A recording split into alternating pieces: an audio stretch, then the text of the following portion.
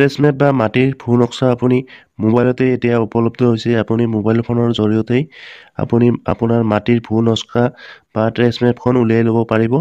এই নক্সাখন বা ভূ নক্সাখন কেনেকৈ আপুনি উলিয়াই ল'ব আজিৰ এই ভিডিঅ'টোত আলোচনা কৰিম।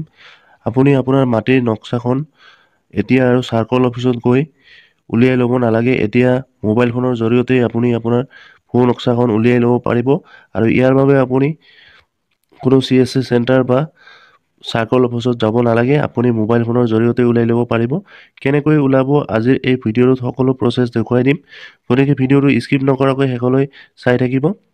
আপুনি যদি মোৰ চেনেলটোত প্ৰথমবাৰৰ বাবে ভিজিট কৰিছে তেনে ক্ষেত্ৰত মোৰ চেনেলটো ছাবস্ক্ৰাইব কৰি ৰাখিব, লগতে কাষত থকা বেল আইকনটো অল কৰি ৰাখিব পৰৱৰ্তী সময়ত এনেধৰণৰ ইনফৰ্মেটিভ তথা হেল্পফুল ভিডিঅ'ৰ নটিফিকেশ্যন পাই থাকিবলৈ।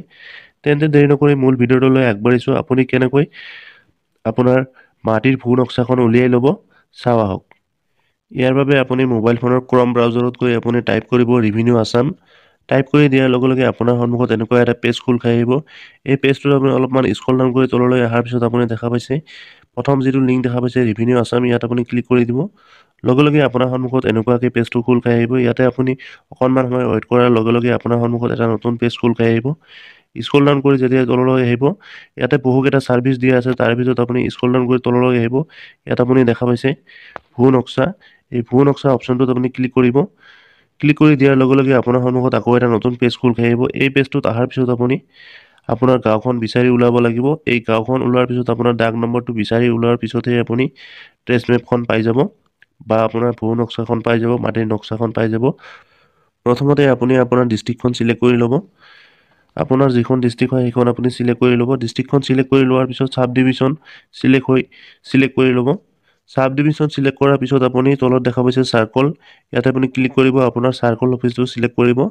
তাৰপিছত আপুনি ইয়াত দেখা পাইছে মৌজাটো চিলেক্ট কৰি লোৱাৰ পিছত আপোনাৰ গাঁওখনৰ লাট নাম্বাৰ যিটো হয় সেইটো আপুনি চিলেক্ট কৰি ল'ব। আপোনাৰ লাট নাম্বাৰটো চিলেক্ট কৰি লোৱাৰ পিছত আপুনি তলত দেখা পাইছে ভিলেজ। এই ভিলেজ অপশ্যনটোত আপুনি ক্লিক কৰি দিয়াৰ পিছত আপোনাৰ সকলো ভিলেজ নাম ইয়াত শ্ব' কৰিব। তাৰপিছত আপুনি বিচাৰি ওলাব আপোনাৰ কোনখন ভিলেজ হয়। ভিলেজখন আপুনি চিলেক্ট কৰি ল'ব। লগে লগে আপোনাৰ সন্মুখত ট্ৰেছ মেপখন উলিয়াই আহিব। এনেকুৱাকৈ ট্ৰেছ মেপখন আহিব। ইয়াতে আপুনি বিচাৰি ওলাব লাগিব আপোনাৰ ডাক নাম্বাৰ কোনটো হয়।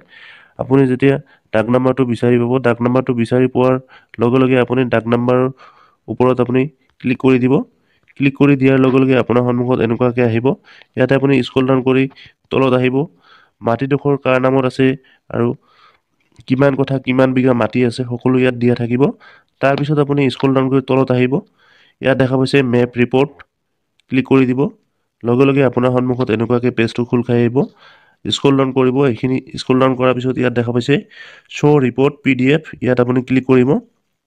ক্লিক কৰি দিয়াৰ পিছত আপুনি আকৌ তলত দেখা পাইছে অপেন PDF বুলি আহিছে, ইয়াত আপুনি ক্লিক কৰি দিব।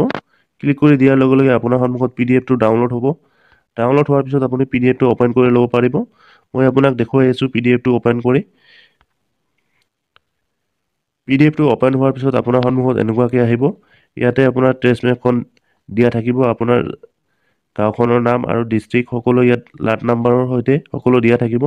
এনেকুৱাকৈ আপুনি আপোনাৰ ট্ৰেছ মেপখন অতি সহজতে মোবাইল ফোনৰ জৰিয়তে ডাউনলোড কৰি ল'ব পাৰিব। আজিৰ ভিডিঅ'টোত দিবলগীয়া ইনফৰমেশ্যন এইখিনি আছিলে। পৰৱৰ্তী সময়ত আকৌ এটা নতুন ভিডিঅ'ৰ সৈতে লগ পাম। ধন্যবাদ।